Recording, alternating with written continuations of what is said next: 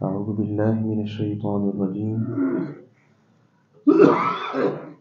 سورہ صاد آیت نمبر 65 بسم اللہ الرحمن الرحیم قل انما انا منذر کہہ دیجئے میں تو صرف ایک ڈرانے والا ہوں وما من الہ الا اللہ الواحد القہار اور کوئی معبود نہیں مگر اللہ الواحد جو ایک ہے القہار بڑے دبدبے والا ہے رب السماوات والارض آسمانوں اور زمین کا رب ہے وما بینہما اور جو ان کے درمیان ہے ان چیزوں کا بھی وہ رب ہے العزیز سب پر غالب الغفار بہت بخشنے والا قل هو نبأ عظیم کہہ دے وہ ایک بہت بڑی خبر ہے انتم عنہ معرضون جس سے تم منہ پھیرنے والے ہو ما كان لي من علم بالملأ الاعلى مجھے سب سے اونچی مجلس کے متعلق کچھ علم نہیں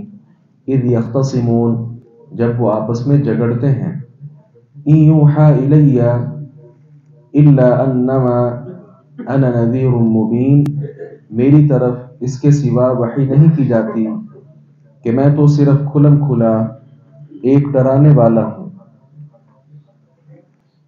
اس سورہ مبارکہ کے آغاز میں بھی ہم نے یہ بات پڑھی تھی کہ نبی مکرم صلی اللہ علیہ وسلم کو کفار نے جھٹلایا، کسی نے ساحر کہا، کسی نے کذاب کہا، کسی نے کسی اور لفظ کے ساتھ آپ کو جانا۔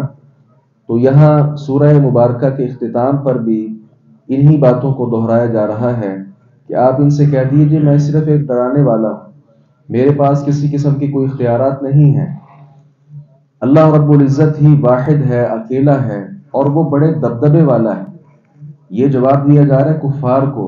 جب کفار کو جواب دیا گیا تو اللہ تعالیٰ کی صفت قہار کا تذکرہ کیا گیا، اور اگلی آیت مبارکہ میں اللہ رب العزت کو جو مان لیتا ہے آسمان و زمین اور جو کچھ ان کے درمیان رب ہے اس کے متعلق اللہ رب العزت کی صفت غفار کا تذکرہ ہے کہ جو اللہ کو مان لیتا ہے پھر کبھی گناہ ہو بھی جائیں تو اللہ رب العزت اس کو بہت زیادہ بخشنے والا ہے۔ کفار کا یہ اعتراض تھا کہ تم قیامت کی بات کرتے رہتے ہو تو یہ آتی کیوں نہیں ہے، یہ عذاب کی جو بات کرتے ہو تو عذاب ہم پر آتا کیوں نہیں ہے؟ تو اللہ رب العزت نے فرمایا ان سے کہیے یہ قیامت کوئی معمولی چیز نہیں ہے، نبأ عظیم، یہ بہت بڑی خبر ہے، بہت بڑی چیز ہے یہ قیامت۔ اس کو معمولی سمجھ کر اس کو جلد مانگنے کی کوشش نہ کرو، بلکہ تم اس سے اعراض کر رہے ہو، منہ پھیر رہے ہو، تیاری نہیں کر رہے، تو یہ اعراض کی ہی ایک صورت۔ پھر نبی مکرم صلی اللہ علیہ وسلم کے بارے اس وقت لوگوں کا نظریہ تھا، اور بلکہ آج یہ نظریہ اس وقت سے زیادہ ہے کہ آپ عالم الغیب ہیں۔ یہ اس قدر گمراہ کن نظریہ ہے کہ اللہ رب العزت نے خود نبی علیہ السلام سے کہا کہ آپ کہیں ان کو کہ میں غیب نہیں جانتا، اور قرآن میں ایک سے زائد مقامات پر اس بات کا تذکرہ موجود ہے۔ امتی پھر بھی کہے کہ نہیں آپ عالم الغیب تھے تو وہ قرآن کا منکر ہے، اللہ رب العزت کی بات کا منکر ہے، پیغمبر علیہ السلام کی بات کا منکر ہے۔ سب سے بڑا تعارف اگر کسی کا کوئی کروا سکتا ہے تو وہ اللہ رب العزت، جب اللہ تعالی، اور دوسری بات بھی نبی مکرم صلی اللہ علیہ وسلم سے سب سے بڑھ کر محبت کرنے والا، ان کو پیدا کرنے والا ان کا خالق ہے۔ اور تیسری بات، جتنی نبی مکرم صلی اللہ علیہ وسلم کو عزت اللہ رب العزت نے دی ہے، یہ عزت اور مقام کوئی اور دے بھی نہیں سکتا۔ جب اللہ تعالیٰ نے خود کہا کہ میرا نبی غیب نہیں جانتا، اور نبی علیہ السلام نے بھی خود کہا کہ میں غیب نہیں جانتا، تو اللہ تعالیٰ کی ہستی پیغمبر علیہ السلام کی ذات سے بڑھ کر ہمیں معلوم ہے کہ آپ غیب جانتے تھے۔ یہ کس قدر غلط نظریہ ہے جو پیش کر دیا گیا۔ اوپر ایک مجلس ہے جس کو مجلس اعلیٰ کہتے ہیں، یہ مجلس فرشتوں کی لگا کرتی ہے۔ ان فرشتوں کی مجلس میں کئی طرح کی بحثیں چھڑتی رہتی ہیں۔ اس آیت مبارکہ میں اللہ رب العزت کی طرف سے نبی مکرم صلی اللہ علیہ وسلم نے اس بات کا اعلان کیا کہ جو ملائے اعلیٰ ہے، اوپر والی مجلس، فرشتوں کی مجلس، مجھے تو اس کا نہیں پتا کہ اس کے اوپر کیا ہو رہا ہے، اللہ تعالیٰ کی باتیں تو اس سے بھی اوپر۔ ملائے اعلیٰ یہ فرشتوں کا جمگٹھا لگتا ہے، اور وہاں کسی نہ کسی مسئلہ میں ان کی آپس میں بات ہوتی رہتی ہے۔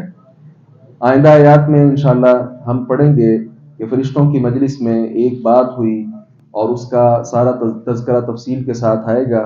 ویسے مالا اعلیٰ کے متعلق جامع ترمذی کی ایک صحیح روایت بھی ہے جس کا خلاصہ یہ ہے، ایک بار نبی مکرم صلی اللہ علیہ وسلم نماز فجر پڑھانے کے لیے کافی تاخیر کے ساتھ تشریف لائے۔ صحابہ کرام کہنے لگے کہ قریب تھا کہ ہم سورج کو دیکھ لیتے، آپ زیادہ ہی تاخیر ہو گئے، تاخیر کا شکار ہوئے۔ پھر آپ تشریف لائے، جلدی جلدی نماز پڑھائی اور کہا اپنی جگہوں پر بیٹھے رہو۔ پھر آپ صلی اللہ علیہ وسلم نے فرمایا، میں رات کو اٹھا، وضو کیا اور جتنا مقدر میں تھا رات کی نماز پڑھی۔ نماز کے دوران ہی مجھے کیا ہوا کہ میں ایک نیند میں ہوں اور خواب دیکھ رہا ہوں، میں نے اپنے رب کو دیکھا، اللہ رب العزت کو دیکھا۔ اللہ رب العزت نے مجھ سے پوچھا کہ ملائے اعلیٰ فرشتوں کی جو مجلس ہے اس وقت ان کی کس مسئلہ میں بحث ہو رہی ہے؟ میں نے کہا مجھے نہیں پتا۔ اللہ رب العزت نے پھر دوبارہ سوال کیا، میں نے کہا مجھے نہیں پتا۔ تیسری بار سوال کیا، کہا مجھے نہیں پتا۔ پھر اللہ رب العزت نے اپنا مبارک ہاتھ میرے قریب کیا جس کی ٹھنڈک میں نے اپنے سینے کے اندر محفوظ کی، اور اتنی روشنی تھی اس چمک کے ساتھ میں نے ہر چیز دیکھ لی۔ اس میں فرشتوں کی وہ مجلس بھی نظر آئی، اس میں وہ بات کر رہے تھے کفارات کے بارے میں، کفارات کے بارے میں۔ اسی طرح نماز کے بعد جو آدمی اپنی جگہ بیٹھ کر ذکر اذکار کرتا رہتا ہے اس کے بارے میں بات ہو رہی تھی۔ اسی طرح تیسرے نمبر پر سخت سردی میں جو ٹھنڈے پانی کے ساتھ وضو کرتا ہے، ظاہر ہے یہ ایک مشقت ہے، اس کے متعلق بات کر رہے تھے۔ تو ان کی بات سے میں نے پھر اللہ رب العزت کو بتایا کہ وہ یہ بات کر رہے ہیں۔ اب یہ ایک مجلس تھی جو ملائے اعلیٰ ہے، اس کی باتیں اللہ تعالیٰ نے چاہا تو نبی مکرم صلی اللہ علیہ وسلم کو بتا دی گئی۔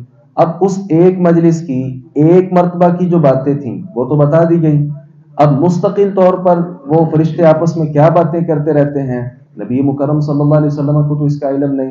جتنا اللہ نے بتا دیا اتنا علم ہے، اور جو بتا دیا وہ غیب کا علم تو رہتا نہیں۔ بہرحال علم غیب نبی مکرم صلی اللہ علیہ وسلم کی جب نفی قرآن میں کی جا رہی ہے، آپ کے بعد صحابہ کرام، تابعین، اتباع تابعین، آج کے علماء یہ کیسے غیب جان سکتے ہیں؟ تو غیب کا علم صرف اللہ رب العزت کی ذات کے ساتھ خاص ہے۔ ہم تو یہ جتنی مخلوقات ہیں ان کی گنتی نہیں کر سکتے کتنی مخلوقات۔ بہرحال یہ تفصیل طلب موضوع ہے۔ اللہ رب العزت قرآن و سنت کو سمجھنے اور اس پر عمل پیرا ہونے کی توفیق عطا فرمائے۔ وآخر دعوانا الحمدللہ رب العالمین۔